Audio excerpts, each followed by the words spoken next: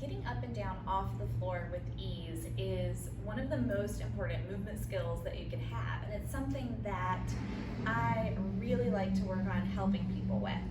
So I'm going to show you today, we're going to go from using a chair to get up and down the floor to progressing that to lots of different ways that you can get up and down the floor, maybe without using your hands.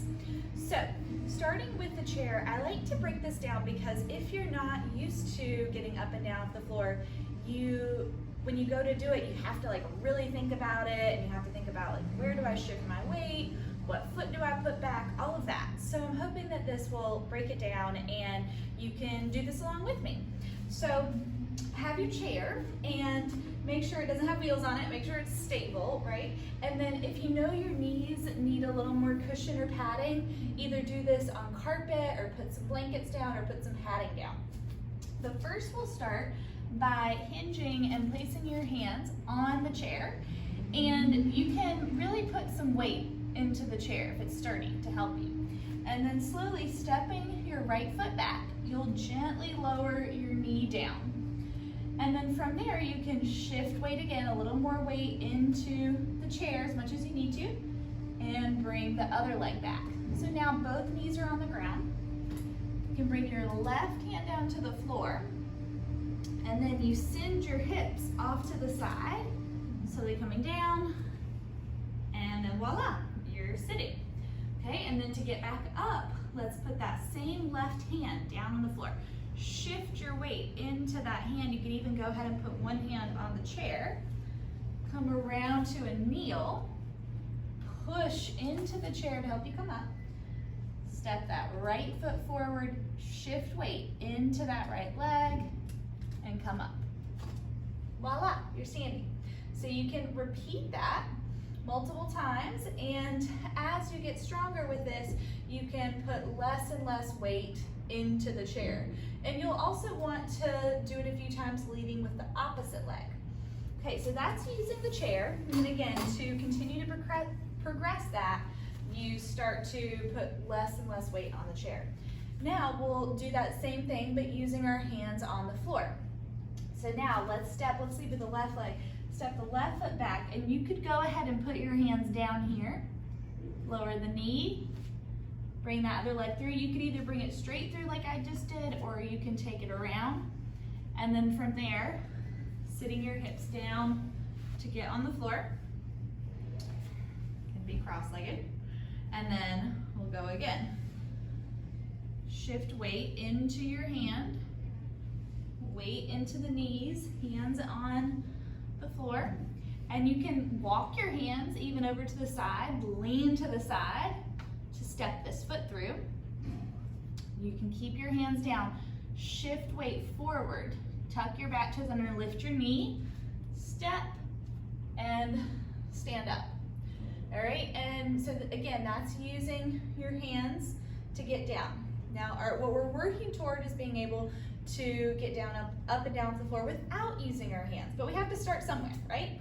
So next would be trying to not use your hands. So you step back, you softly lower your knee, bring your knee down, spin your legs to the side, sitting down, and have a seat. And then again, getting up. I'm gonna go the other way. Getting up the same way, kneeling, stepping forward, shifting weight, drive down to stand up. So that's one way that you can get up and down off the floor without using your hands. Another way is to come through a squat. So you could squat down, and if you're not very far from the floor, if you're all the way in a squat, you could simply sit back. I know it can be a little scary to get down like that. And then even harder is trying to get back up that way, taking your feet wide. My daughter does this, and she just does it, with so much effort, no effort at all. Okay, then another way that you can get down, up and down the floor is to have your legs crossed, and then reaching forward, slowly control it as you lower down, and then you might have to use some momentum, I haven't done this in a little while, to stand back up.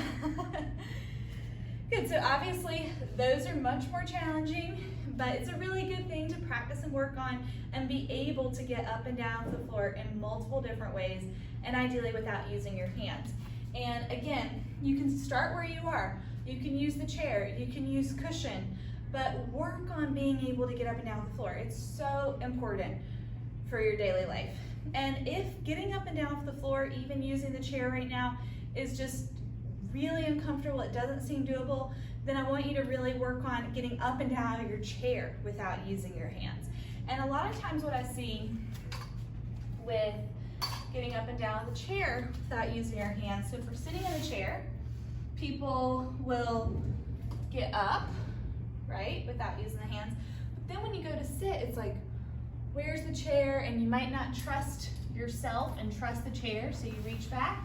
But I want you to do your best to try to sit back without using your hand there on that chair. Just knowing that if you sit back far enough, the chair will be there. And this just will build your confidence over time. It takes some confidence to be able to sit back without using your hands. So work on that, comment below, maybe let me know where your starting point is and what you're working toward.